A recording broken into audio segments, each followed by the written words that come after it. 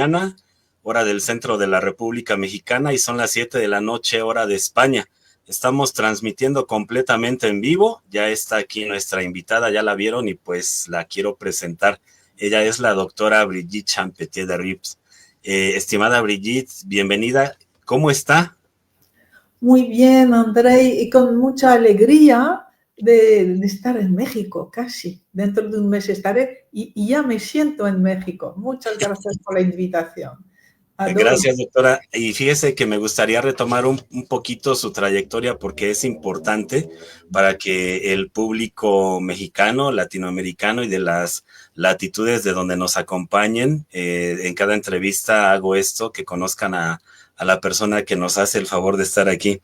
La doctora Brigitte vive en España desde 1972, realizó sus estudios de psicología en París. Es psicóloga, es psicoterapeuta y catedrática de filología francesa. Se formó en las nuevas corrientes terapéuticas nacidas en la segunda mitad del siglo XX, como análisis transaccional, programación neurolingüística, hipnosis ericksoniana, Gestalt, Eneagrama y Nueva Medicina Germánica. En 2005 abrió en Madrid el Instituto de Constelaciones Familiares Brigitte Champetier de Ribe. Imparte talleres y formación en España y América Latina. Ya nos decía, viene a México en un mes. Al final de la entrevista le voy a preguntar más sobre esto. En 2008 y 2010, a instancias de Sophie Hellinger, fue encargada de recibir y organizar en Madrid la estancia de Bert Hellinger en eventos de gran asistencia. Actualmente se dedica a las nuevas constelaciones. Su página la voy a anotar al final de la entrevista en el muro y en nuestras redes sociales. Dentro de sus obras, de los libros que ha escrito, está uno que se llama Empezar a Constelar, y tenemos también Constelar la Enfermedad, del que vamos a platicar un poquito hoy, y Las Fuerzas del Amor. Ya dentro de la charla les iré comentando cómo va la cosa. Y pues, doctora Brigitte, gracias por aceptar la invitación, y pues hoy hablaremos del tema papá y mamá, su influencia en nuestra salud, y también ya decía yo de las pinceladas de este libro, Constelar la Enfermedad. Antes de entrar en materia, si me permite, doctora, le preguntaría o le pediría que nos comente un poquito dónde nace, cómo fue su infancia, su adolescencia, dónde creció. Soy de una familia francesa, aunque nací en Marruecos. Marruecos entonces era una colonia de Francia. Ajá. Por eso no perdí la nacionalidad francesa. Ok. Toda mi familia es de Francia. Hubo un momento en que tuvimos que volver a Francia, a París, donde ya fui criada por mis abuelas. Éramos 8 hermanos. No, perdón. Estoy confundiendo un número por otro. Éramos varios hermanos y mis abuelas se hicieron cargo de nosotros cuando volvimos a París. Okay. Y ya hice una formación, estudiar, ir a la universidad, encontrar un español, y entonces vine a España, perdonad, a crear una familia con él. Y al cabo de unos 25 años me separé. Ah, mire. Sí. Y las cosas del destino, eso me permitió conocer a las constelaciones. Justo le iba a preguntar, ¿estudia psicología y cómo llega a las constelaciones familiares? Sí, entonces yo estudié psicología clínica, psicoanálisis, bien. Pero nada de las terapias humanísticas que nacieron en los años 70. Y precisamente cuando me separo, ya tengo como mucho tiempo libre para poder formarme a otra cosa. Y me formo en Madrid a todas las corrientes nuevas que habían nacido a finales del siglo XX, con todas las terapias que tú habías dicho. Y era para mí un entusiasmo porque al incluir, yo seguía siendo psicoterapeuta, pero esas herramientas tenían una potencia. había una diferencia calitativa, cualitativa mejor, ¿verdad? Cualitativa en el desarrollo de las terapias. Y un día conocí a las constelaciones y cuando empecé a introducir la mirada sistémica en mis terapias, es que el cambio era tan rápido, la transformación, que muy rápidamente dejé la mirada psicoterapéutica y seguí de un modo exclusivo con la sistémica y las constelaciones.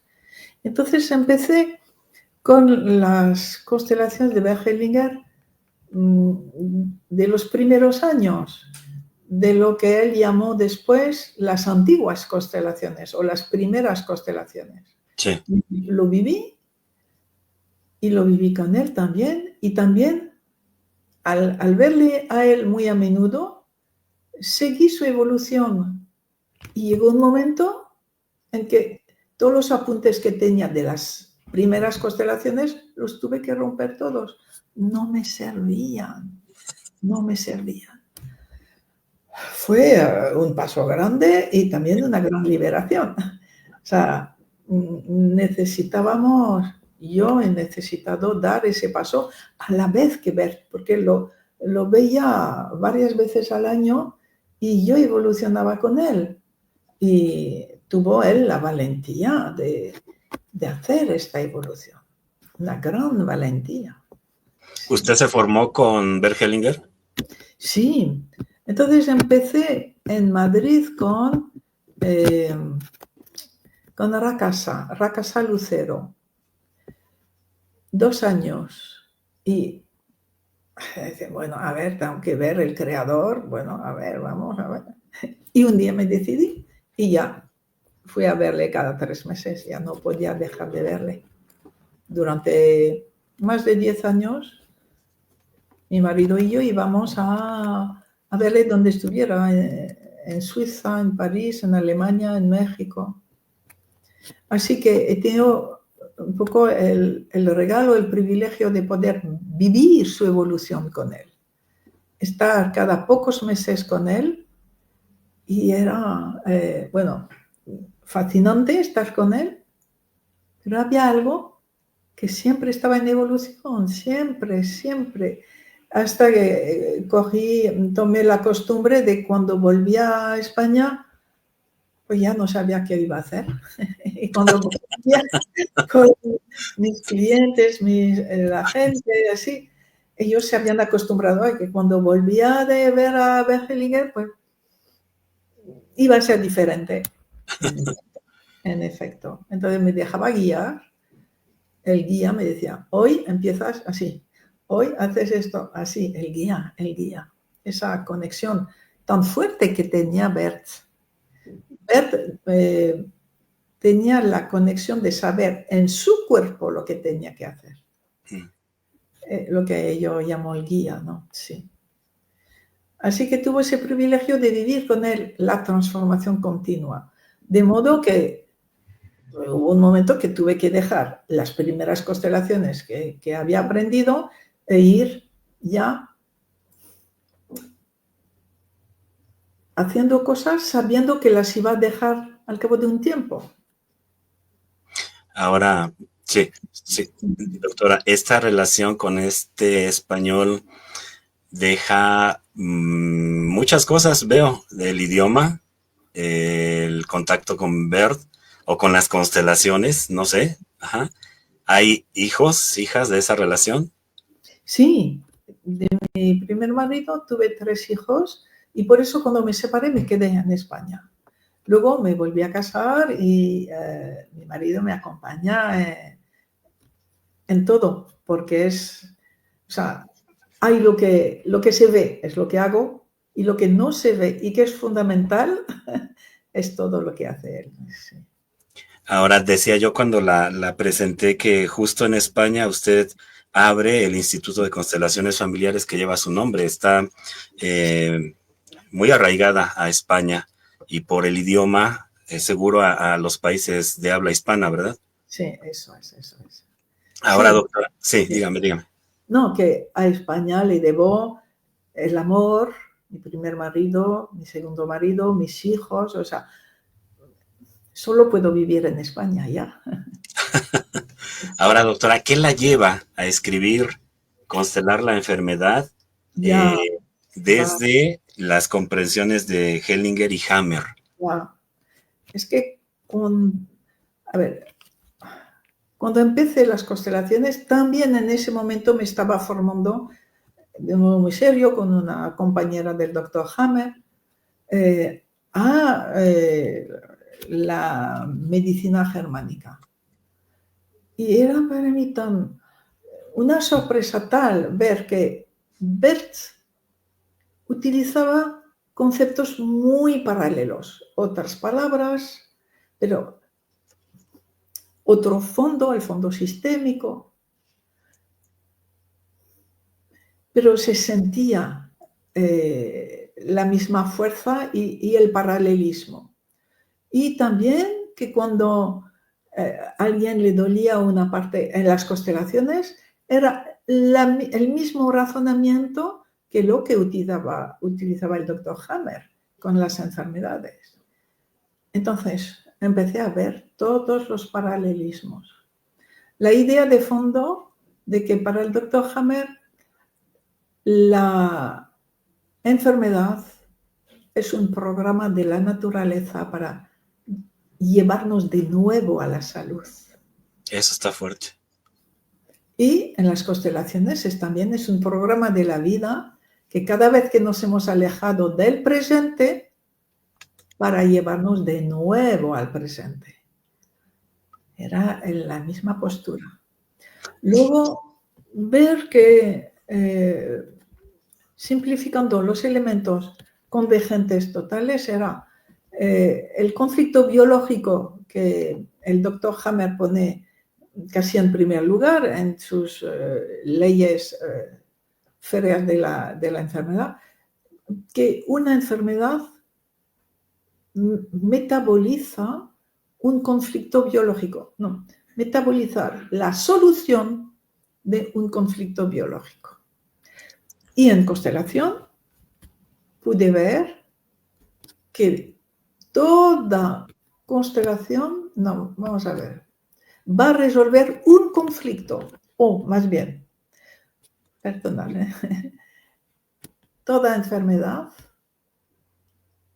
arranca con o se desencadena por el rechazo de asumir un conflicto. Era lo mismo. Y entonces Bert se había acercado al doctor Hammer. Yo hablé con él de 2 o 3 libros que estaba leyendo sobre el doctor Hammer, pero bueno, me decía que era muy interesante, pero no vio la profundidad del doctor Hammer. Para mí una cosa muy importante fue ver que la enfermedad es bifásica. ¿A qué se refiere? Que está constituida de una primera enfermedad activa, de fase activa, y una segunda fase de resolución. Y es otra enfermedad que va a permitir curar, sanar la primera enfermedad. Y que cuando esas dos enfermedades se complementan, llegamos a la salud, al uno. Quiere decir que era un razonamiento, se puede decir cuántico, pero un razonamiento de lo dual nos lleva al uno. Y eso para mí es lo que me muestra que estamos en lo esencial. Un fenómeno.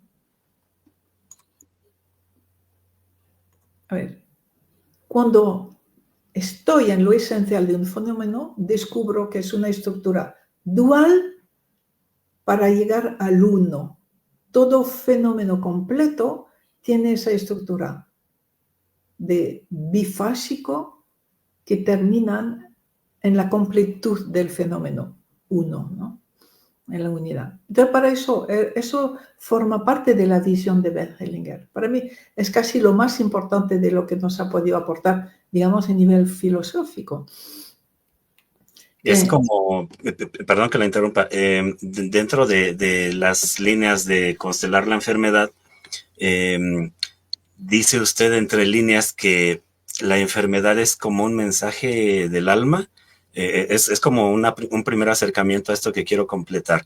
Dentro de la narrativa de constelar la enfermedad, tiene que ver con papá y mamá, con rechazar algo que no quiero ver, oír, o en el sentido de que quizás la enfermedad que tengo sea de alguno de mis ancestros.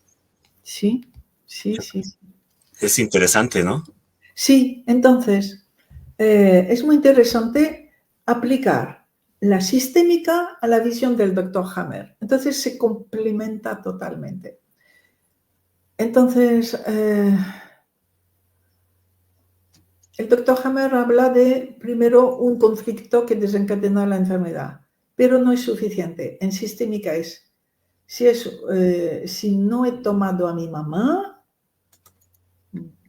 y además no rechazo un conflicto, rechazo vivir un conflicto, reprimo un conflicto, voy a desarrollar una enfermedad, un síntoma, una enfermedad física.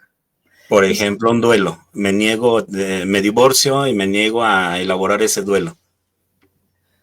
Entonces, igual desarrollo un sobrepeso, por ejemplo. O, mira, algo frecuente en México.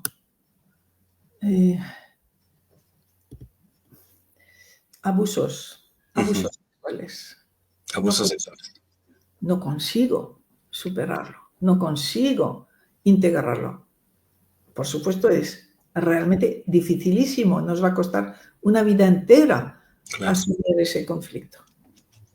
Entonces, puedo vivirlo no habiendo tomado a mi madre, y entonces va a salir la diabetes. La diabetes. Y si no he tomado a mi padre, va a ser una enfermedad mental. Voy a tener una enfermedad mental, un trastorno mental, con el mismo conflicto, pero que se va a traducir por algo mental. Una fobia de la sexualidad, un TOC, algo así. Entonces, la relación con los padres va a determinar si voy a estar en el ámbito de la enfermedad física o de la enfermedad mental. Lo físico está más relacionado con mamá y lo mental con papá, entonces. Eso es. Entonces, mira, no es tanto si mamá o papá estuvieron bien o no, sino yo, cómo los tomo. Sería interesante, doctora, como explicarnos qué significa tomar a papá y a mamá, porque a lo mejor quienes estamos un poquito cerca de las constelaciones lo entendemos, pero para el público que está teniendo estos primeros encuentros, quizás ayudaría. Entonces, se trata de aceptar incondicionalmente a nuestro padre, a nuestra madre.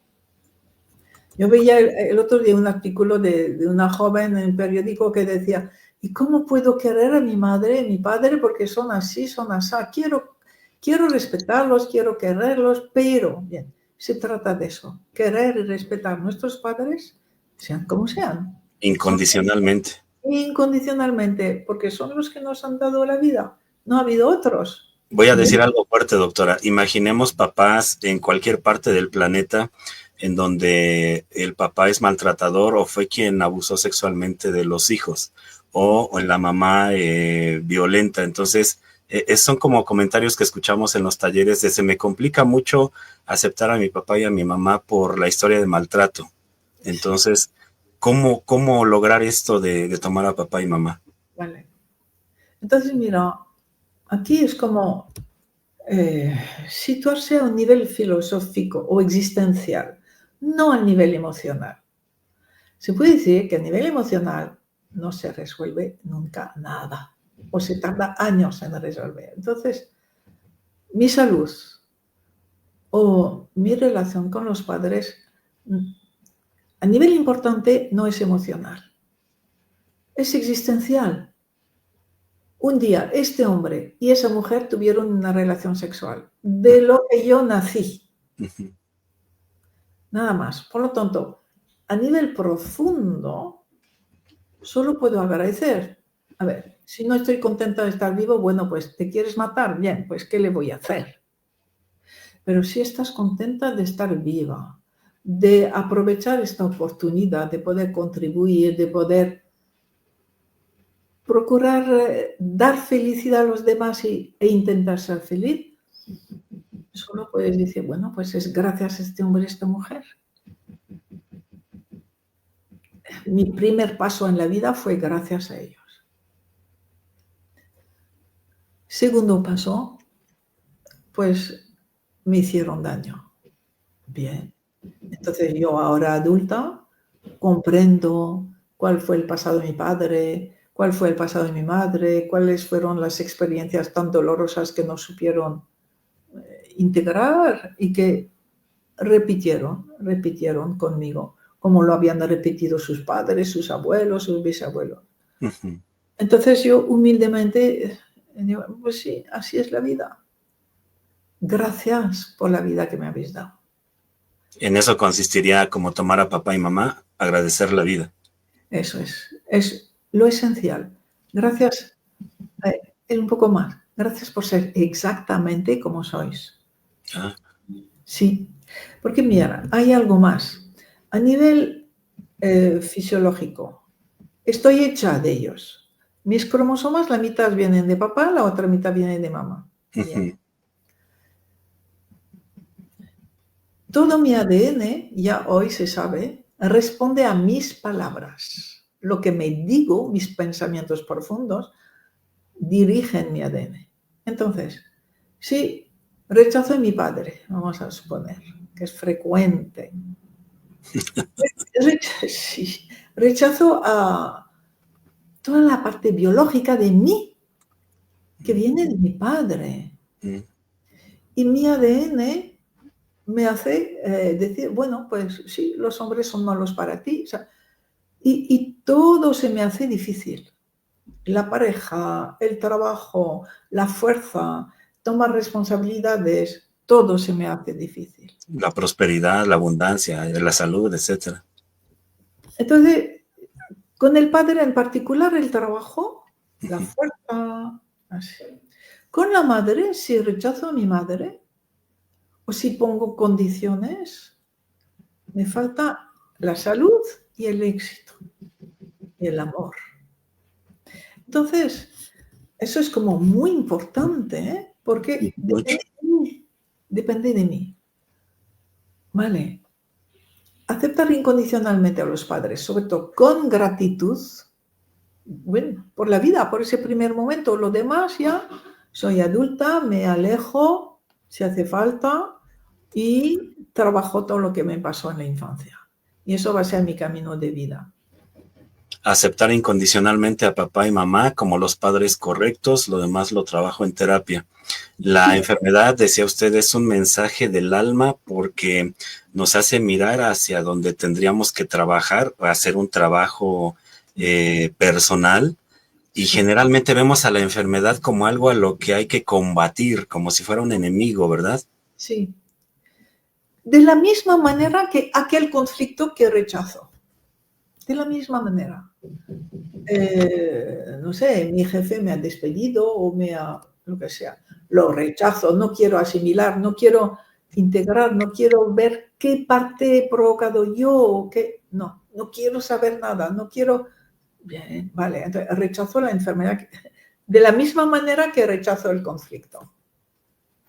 Ahora, doctora, esto que está diciendo es fuerte, créame que para el público, por favor, les pido libreta y bolígrafo porque lo que está diciendo la doctora Brigides es interesante, inquietante, lo va desmenuzando aquí en el libro Constelar la enfermedad, y nos está comentando que cuando yo rechazo a mamá, entonces puede haber implicaciones de enfermedades físicas, cuando rechazo a papá, puede haber implicaciones de enfermedades mentales, es decir, de esa manera influye la exclusión de un miembro del sistema familiar en la aparición de enfermedades. Tratándose de papá y mamá, pareciera que el trabajo es interminable, pero vale la pena finalmente. Me gustaría hacerle una pregunta en este sentido, porque decía yo hace un momento, puede ser que la enfermedad tenga que ver con mi historia de vida, pero también con la de algún ancestro. Me recuerda este libro de Mark Walling que se llama Este dolor no es mío y me remite a mis ancestros. Aquí la pregunta, doctora, ¿qué papel juegan las lealtades invisibles en la manifestación de síntomas físicos, pues de enfermedades? Mucho, mucho, mucho, mucho. Entonces, por eso necesitamos, cuando hacemos una constelación o estamos con alguien enfermo, tener una manera de saber de dónde viene solamente del conflicto reprimido y no haber tomado a la madre. No. Soy fiel también necesariamente a otros miembros del sistema, cuya debilidad me debilita también, porque yo les dije, yo como tú, yo como tú. Ahora, doctora, quisiera dar unas pinceladas de su libro, si me permite, público. Voy a leer algunos padecimientos, algunas enfermedades. Repito, solo es una pincelada. El libro consta de 250 páginas y miren, dice aquí, el tartamudeo está relacionado con la separación temporal precoz con la madre o el padre, riñas permanentes entre los padres y el hijo está en medio, fidelidad a dos ancestros enfrentados. Hay una compañera de trabajo que tiene un tic del lado derecho en el ojo y cuando yo encuentro aquí esta definición de usted me hizo pensar inevitablemente en ella. Tic, estar intrincado en dos movimientos opuestos. Cada vez que se inicia un tipo de movimiento por fidelidad a un ancestro, se desencadena el movimiento contrario por fidelidad a otro ancestro. Suele ser una dinámica de compensación del daño hecho. Tener que ver a un excluido por fidelidad al mismo excluido provoca el evitar verlo por fidelidad al perpetrador. ¡Qué fuerte! Sí. Bert Hellinger decía que el tic era como una pequeña esquizofrenia. Ah. Sí, porque estoy viendo al perpetrador y a la víctima al mismo tiempo, ¿no? A la vez, sí. Exacto. Se identifica a los dos. Entonces, dentro del libro público, hay un abordaje interesante que hace usted de la enfermedad, por eso el título, constelar la enfermedad. Y por eso yo le preguntaba, ¿qué papel juegan las lealtades invisibles en la manifestación de síntomas físicos? Doctora, ¿cómo nos podría ayudar a definir para el público qué son las lealtades invisibles? Ya. Mira, tenemos la suerte de ver que la epigenética está empezando a dar la razón a todo lo que intuyó Bert Hellinger, a todo lo que se descubrió de un modo empírico. Entonces, lo que vemos, aunque no sepamos muy bien cómo funciona, desde pequeño, embrión, feto, ese fetito está en contacto, no sabemos cómo, con multitud de ancestros. Por la epigenética ya se ve que hay contactos con el padre, la madre, los abuelos, bisabuelos, bien, con mucha gente. Y eso es lo que la constelación va a mostrar. Entonces, el pequeño, claro, no es adulto. Claro. Y cuando se enfrenta, cuando ve sufrimientos de los grandes, de los mayores, de los anteriores, no es capaz de respetarlo y aceptarlo. Inmediatamente, con ese amor incondicional tan inmenso del pequeño, les dice, yo como tú o yo por ti. Yo por ti. Ajá. Hay estas dos dinámicas. Yo en tu lugar, tú vas a morir o tú has muerto, yo voy a morir por ti y tú vas a poder volver a vivir. Antes yo que tú.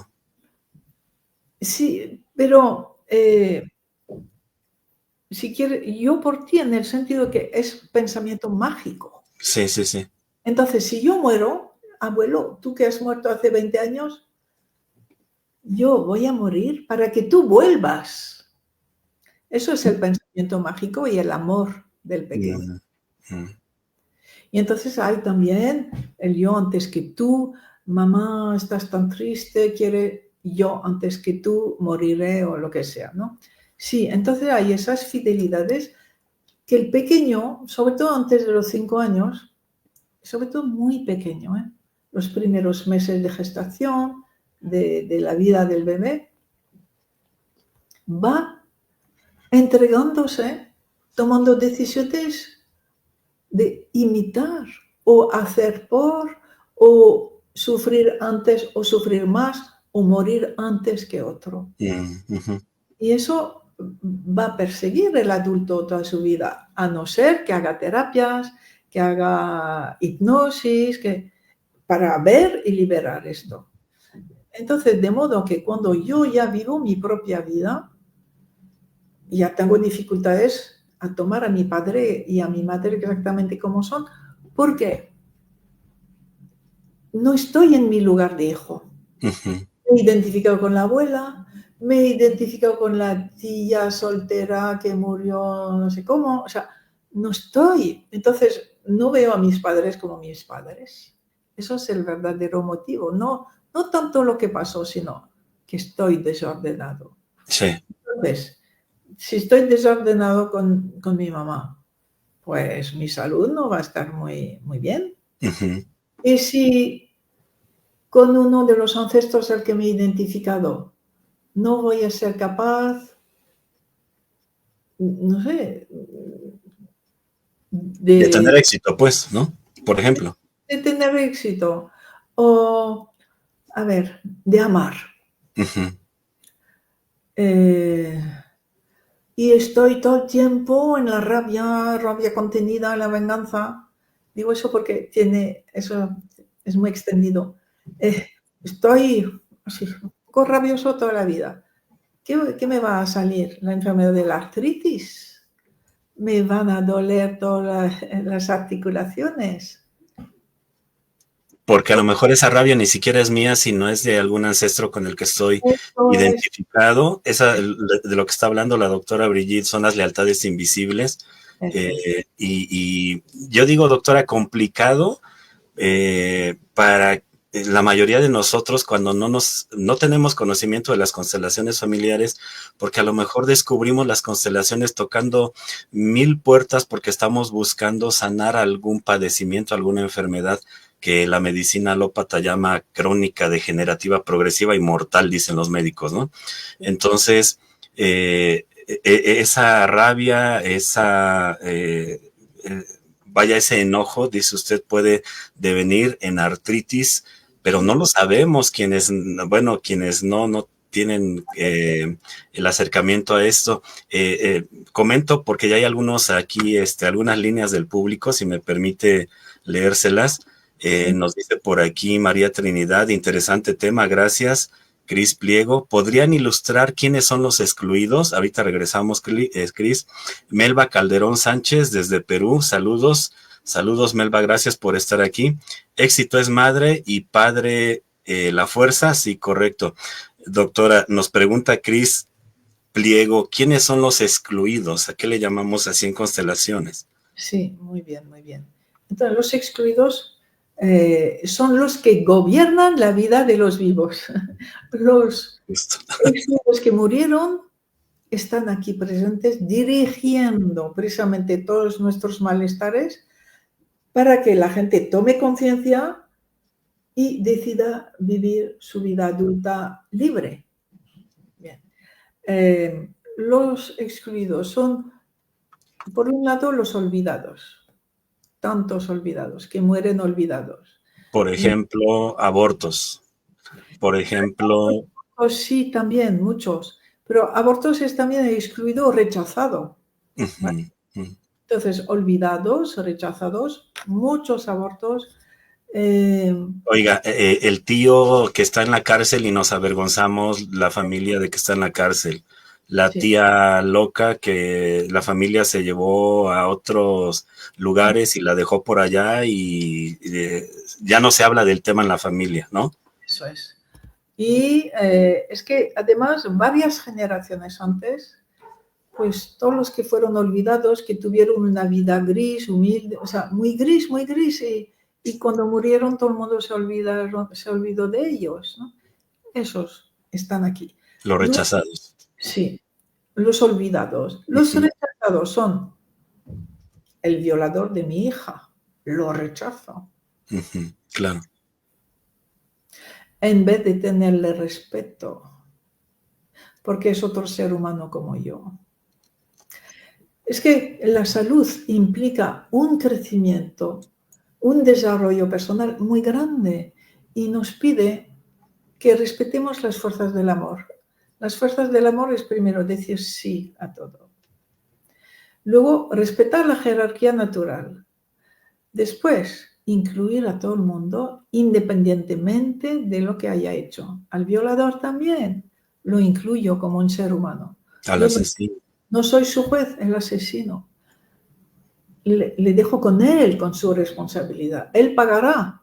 Yo no soy la que tiene que exigir algo, soy un ser humano como él.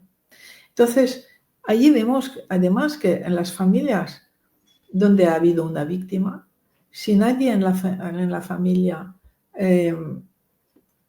tiene un respeto hacia el perpetrador, alguien de la familia va a pagar eso.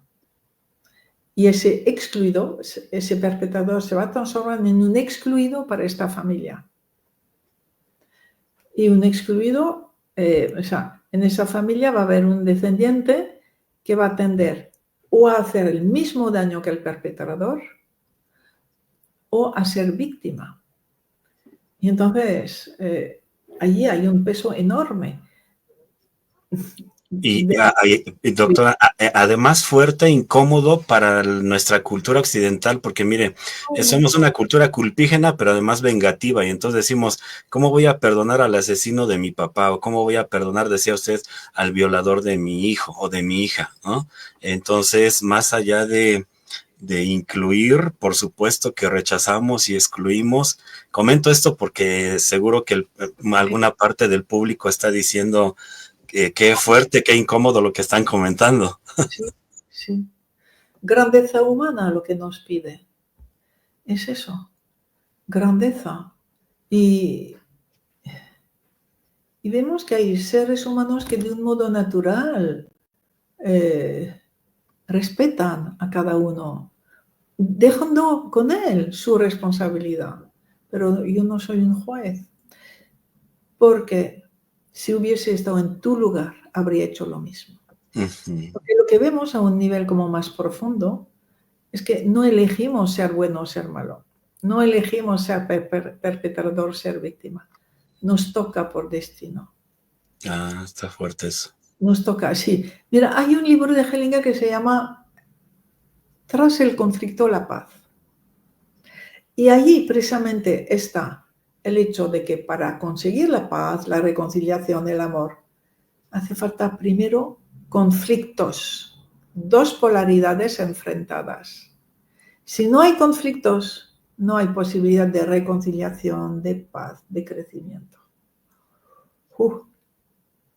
Eso es fuerte. Mucho.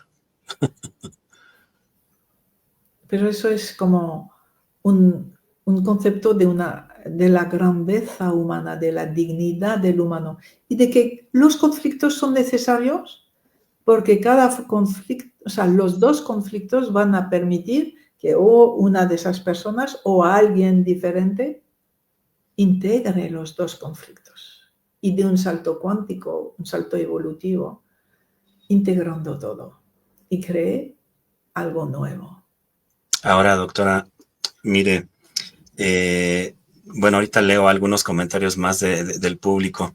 Cuando en el libro nos habla del movimiento del espíritu en el contexto de la sanación, ¿a qué se refiere? Repito, estoy como poniéndome en la circunstancia de que desconozco todo esto, porque como es un tema muy interesante, incómodo, en el sentido de que me hace ver que muchos padecimientos, enfermedades, vienen de que no tome a papá, a mamá, o de que rechacé o de que excluí a alguien.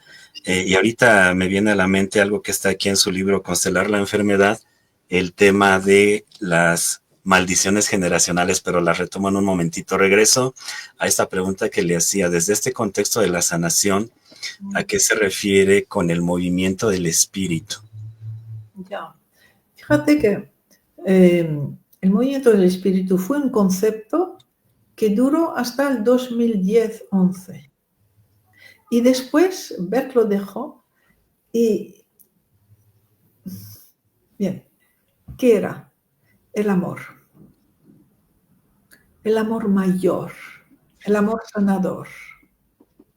Bien, y se dio cuenta a partir del 2010-2011 que no hace falta el concepto espíritu, sino que el ser humano llega a ser él mismo ese espíritu o llega a ese amor del espíritu cuando cumple con las fuerzas del amor. Eso es algo extraordinario. Nosotros tenemos esa dimensión de espíritu cuando estamos en el amor. O sea, ¿qué quiere decir amor? Amor mayor. Cuando estamos en el sí a todo exactamente como es. La gratitud a todo exactamente como es. ¿Y cómo fue? Como fue, como es, eso es. El respeto a toda la jerarquía natural. Y sobre todo el más difícil es ese de incluir a todos independientemente de lo que hayan hecho. Eso es muy fuerte. Muy fuerte. Y es el orden del amor que a Bert más le costó. Le costó 20 años. 20 años. Sí. Oiga, es que también a lo largo de nuestra vida nosotros hemos rechazado y excluido a alguien, pero también alguien nos ha rechazado y excluido también. Sí. Es que fíjate que va a la par. Si me excluyen, yo excluyo. Mira un poco, si hay todo un grupo que me excluye a mí, ¿cómo me defiendo? Pues me excluyo. Bueno, pues esa gente no me interesa. También los excluyo. Eso. Y precisamente pudimos ver, o se puede ver, que luego si yo decido como adulta, respetuosa, amorosa, bien, respetar a esta gente que me excluyó, lo que necesito hacer es yo incluirme en su grupo internamente. Es difícil porque, no, yo como esta gente no, nunca. Claro. Yo los tengo tan excluidos que tengo una soberbia que me ayuda a sobrevivir a la exclusión. Necesito vencer para ver que yo soy como ellos. Y en el momento en que veo que soy como ellos, algo en ellos cambia. Sí, y seguro. también me ven como yo como ellos. Y la inclusión es posible. Déjeme leer un par de comentarios, doctora. Dice Melba Calderón desde Perú.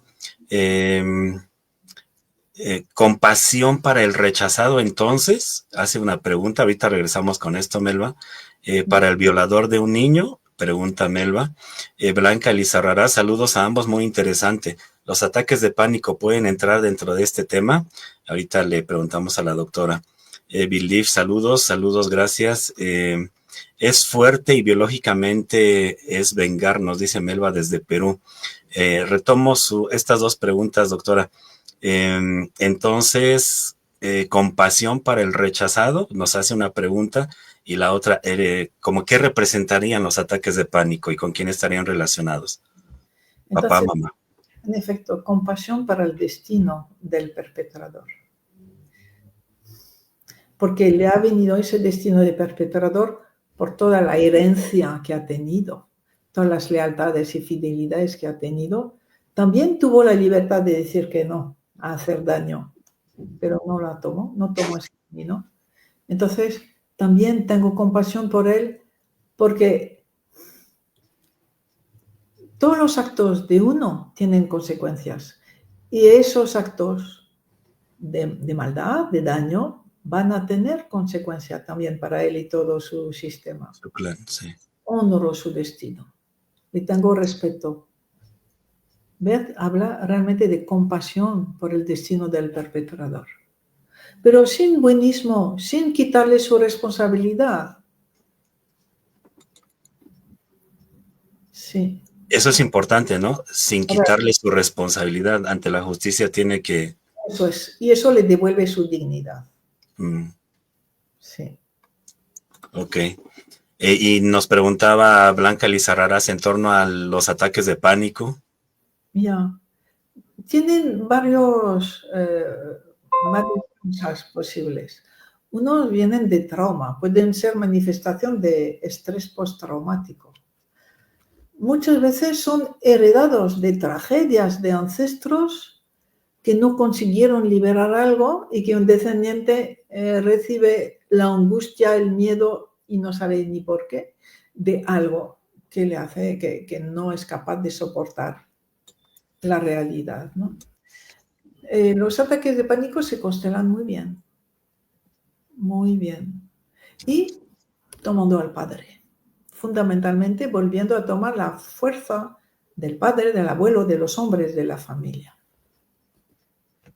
Y mira, hoy en día todo ese desprecio de los hombres, muy generalizado en todo Occidente, eh, hace que hay cada vez más trastornos mentales, más deseo de suicidio,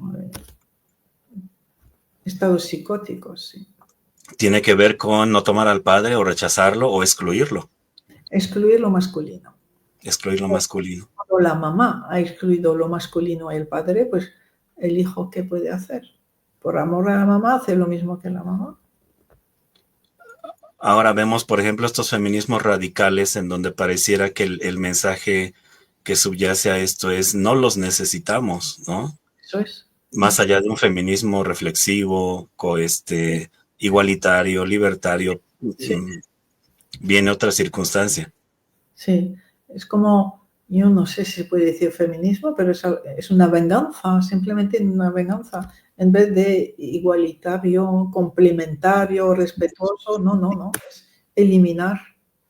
Es eliminar al otro. Entonces, a ver, a nivel de humanidad es muy grave porque se Claro. necesita las relaciones sexuales entre hombres y mujeres y allí se está pronando que no, las mujeres entre sí, los hombres entre sí.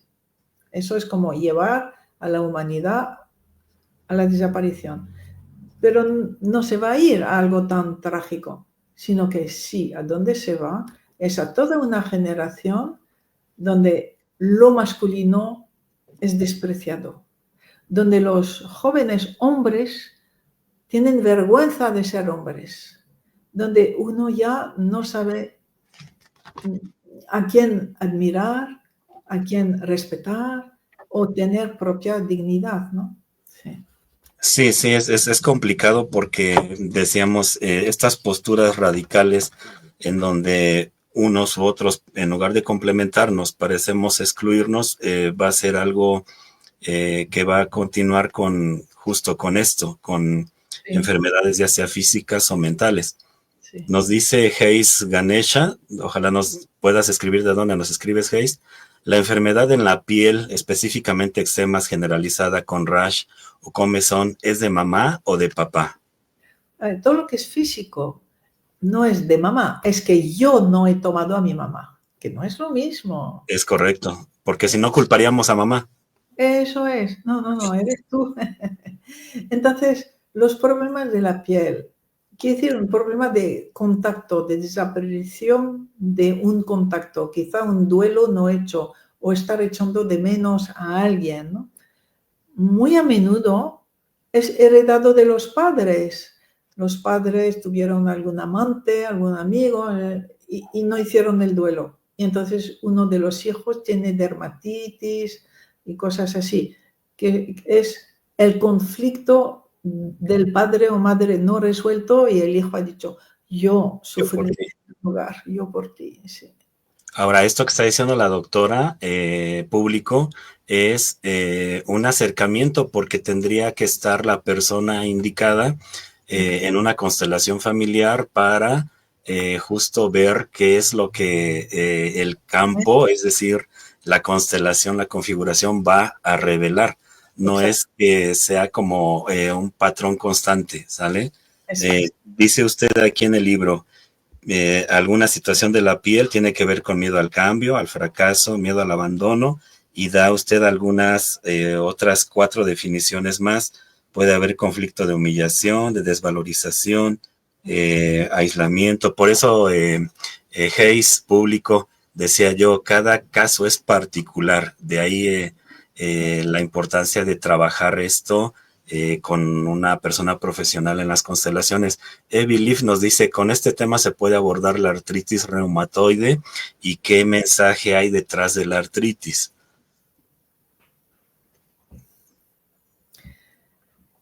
La artritis es lo que decía antes, no haber asumido mi propia rabia y no estar en el respeto a los demás. En general, por haber tenido una infancia o un entorno muy duro, dificultades muy grandes. Y hay varias maneras de reaccionar a muchas dificultades y durezas, y allí la reacción es: yo me defiendo de un entorno muy duro con dureza, con falta de amor. Es eso. Entonces, el mensaje es: ábrete al amor, confía, suelta esa dureza. Entonces, es importante saber que si yo rechazo algo, como todo es energía, rechazar una energía hace que esa energía va a crecer en otro lugar. Lo que tú rechazas crece en ti. Entonces tú rechazas la dureza que hubo en tu sistema familiar, la gente no se hablaba, no se respetaba, y tú te transformas en eso, te transformas en lo que rechazas. Es la artritis. Y la artritis se sana muy bien con las constelaciones, muy bien, muy bien. Dice usted aquí en el libro, reuma, artritis y artrosis son las enfermedades del desprecio. Desprecio a los demás, rigidez emocional, fidelidad a un perpetrador que desprecia las emociones propias y ajenas. Entonces, por eso les digo, público, este libro está revelador, interesante, fuerte, nos hace tomar conciencia de aquellas áreas en las que tenemos que trabajar de manera personal, porque si escribimos así, quizás es de papá o de mamá, pues vamos a terminar culpando a papá y a mamá, y a lo mejor podemos caer en el riesgo de seguirlo excluyendo a él o a ella. Entonces son temas que tenemos que trabajar en nosotros. Ahora, doctora, ¿qué mensaje le gustaría dejar a quienes están atravesando una enfermedad, un padecimiento, y cómo acercarse a la enfermedad desde las constelaciones familiares? Vale. Entonces, ayuda mucho primero a sentir, darse cuenta que en la vida todo está al servicio de la vida, o de ahora o del futuro. Vale. Todo está al servicio del amor. Entonces, incluso mis dolores, todo. Entonces, primero es poder asentir a mi enfermedad, aunque no entienda, asiento a mi enfermedad.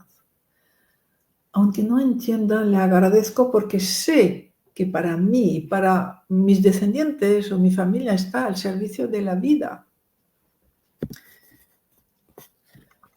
Dentro de esta narrativa que hace usted en constelar la enfermedad, si nos pudiera ampliar un poquito a qué se refiere cuando habla de víctimas o victimarios, o perpetradores y víctimas, y cómo en algún momento también nosotros quizás en algún momento de la vida hemos sido perpetradores o victimarios, y en otros momentos hemos sido víctimas. ¿Y qué importancia tiene, por ejemplo, identificarlo, pero también, desea usted, incluir a ambas partes, ¿no? Eso es. Entonces, por ejemplo, alguien sin darse cuenta me ha dicho algo que me ha dolido. Igual se dio cuenta, pero no se dio cuenta de la fuerza que me daba a mí.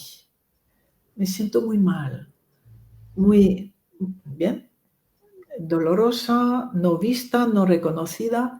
Inmediatamente en mí, como en 6 o 7 segundos, 8 máximo, mi sistema hormonal desarrolla en mí la capacidad de poder vengarme. A ver, no tanto vengarme, defenderme.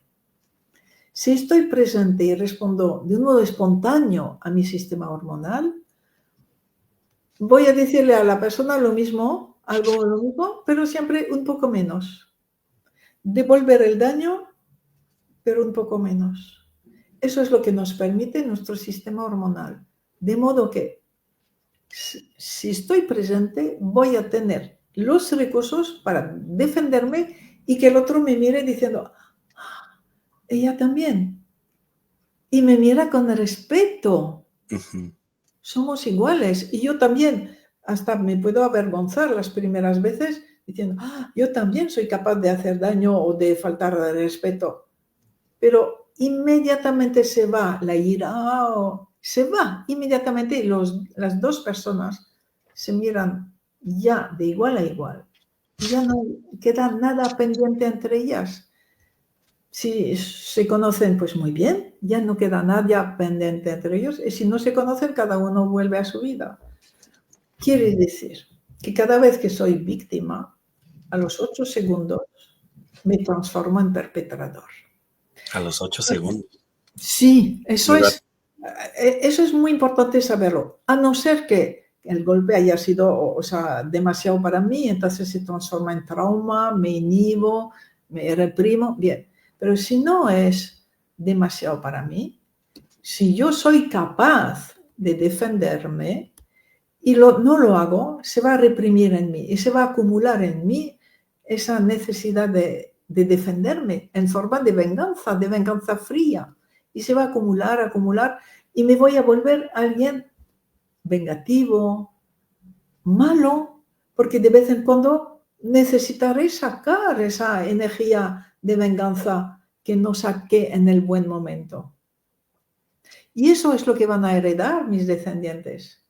Mi energía asesina, mi faceta perpetradora no asumida, no reconocida. Y Bert Hellinger por eso decía, la reconciliación viene más fácilmente del lado del perpetrador que de la víctima. Porque cada víctima nos transformamos en un perpetrador. Y yo digo, no, es que se lo merece, es que ahí está. Hasta que el perpetrador deje de estar justificándose y acepte ver el daño que está haciendo. Esa es la dificultad. Voy cerrando la entrevista, doctora. ¿Qué importancia tiene la gratitud en la salud o en la enfermedad? Es inmensa. Es inmensa. Es una fuerza de sanación la gratitud. Da paz, nos reorganiza totalmente a nivel celular, hormonal, a nivel de ADN. Y muchas veces hay enormes sorpresas espectaculares por tener la humildad de estar en la gratitud frente a algo muy difícil. Oiga, ¿habrá un segundo volumen de Constelar la enfermedad? No.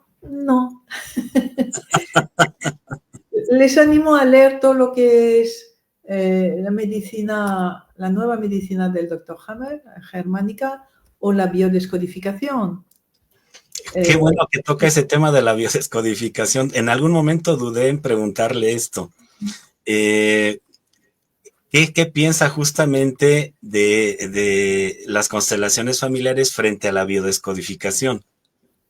Pues para mí la biodescodificación es lo mismo, es el hijo de la medicina de Hammer. Con lo cual, cuando alguien tiene una enfermedad, se puede sanar o con una constelación o con un biodescodificador. Ahí está. Son en algunos puntos, no sé si coincida conmigo, en algunos puntos varios enfoques terapéuticos que buscan evidentemente el que me encuentre conmigo mismo, la sanación. En muchos enfoques terapéuticos se tocan en algunos puntos, me parece. Sí, eso es. Sí. Doctora, quisiera hacerle algunas preguntas de respuesta rápida y le pido que me conteste lo más rápido posible. Aquí terminamos de abordar Constelar la enfermedad y regreso un poquito a seguir conociendo a Brigitte Champetier, ¿le parece? Bueno, vamos a ver. A ver, vamos a ver. ¿Qué considera Brigitte que es lo más importante que ha hecho en su vida? Tener hijos. ¿Su comida favorita? Chocolate. 3 cosas que no soporta de la gente.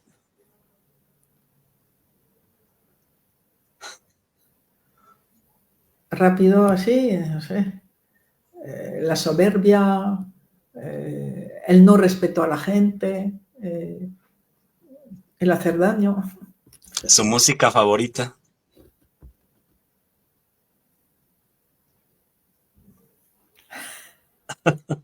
Lo que me viene quizás no sea mi favorita porque no me acuerdo el nombre. La marsellesa. Ok. ¿Su ídolo de la infancia? ¿Su ídola? Una niña, Marussia, que vivía en Ucrania. Ah, mire. Vivía una guerra tal y como se vive ahora. Era mi ídolo, sí. Ah, Mi qué lindo. compañera. Brigitte, su mayor sueño.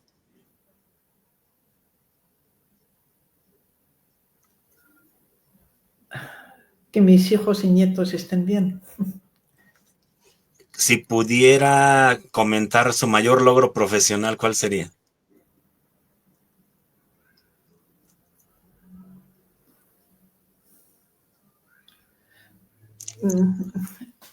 A ver, entregarme día a día a lo que se pide de mí. Oiga, si le pudiera dar un consejo a la Brigitte del pasado, ¿qué le diría? Le doy las gracias. Ah, Porque es ella la del pasado a la que admiro. ¿qué pensaría la niña que fue, la Brigitte chiquita que fue, pequeñita, de la persona en la que se ha convertido? ¿La llevó por donde quería esa niña o se fue por otro lado?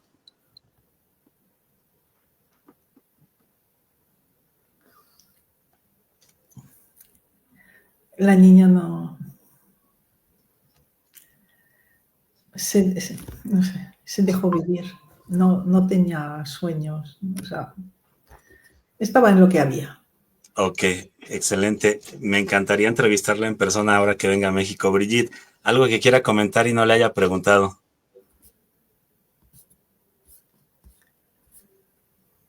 Es que no lo sé. Me ha encantado. Ha sido una gran riqueza de preguntas muy variadas.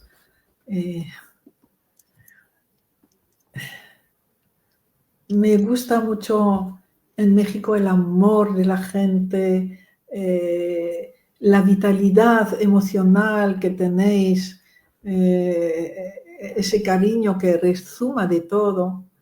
Eso, y por eso a mi marido y a mí nos gusta mucho estar en México. Con México. Ahorita le voy a preguntar sobre eso. Brigitte, le agradezco mucho su apoyo al estar aquí. Le agradezco su confianza en este espacio, de verdad, se lo digo de corazón. Ahora sí, Brigitte, ¿cómo la encuentran las personas en redes sociales? Por mi página web, ¿no? Que vamos a poner abajito de la entrevista. Sí, entonces pues tengo un Instagram, un Facebook, pero yo no entiendo mucho de esas cosas. Ahí lo checamos con marketing. Oiga, Por favor. para quienes quieran comprar sus libros, pues ya saben, en esas plataformas que nos llevan todo a casa, en las librerías de prestigio aquí en México. Sí. Y la quiero comprometer, Brigitte. Le agradezco mucho al estar aquí para platicar acerca de constelar la enfermedad y papá y mamá y su influencia en nuestra salud. Y me adelanto, podríamos el próximo año, si la vida nos permite, platicar en torno a este libro. La felicidad nace del respeto a las fuerzas universales del amor. Sí, pero quién sabe si hay otro libro que te guste más. Ya lo checaremos, pero Sí. ojalá que el próximo año estemos aquí en el programa. Vale, con ¿Sí? gusto. Muchas Brigitte, gracias. no se vaya de este espacio tantito, permítame. pues decirles a quienes nos acompañaron que en Entrevista con los Grandes somos un lugar de encuentro. Si requieren de revisar alguna entrevista en redes sociales, en Andrei García Oficial la encuentran. Estoy en todas ellas. Suscríbanse a mi canal de YouTube, síganme aquí en Facebook, en Insta, en TikTok, en X, no sé, para seguir generando este tipo de contenido que me parece que mucha falta nos hace como sociedad. Les mando un fuerte abrazo, que tengan un excelente mes. Nos vemos en unas semanas, viene otro grande, y si la vida nos permite, pues vamos a seguir dándoles lata por aquí con nuestras charlas.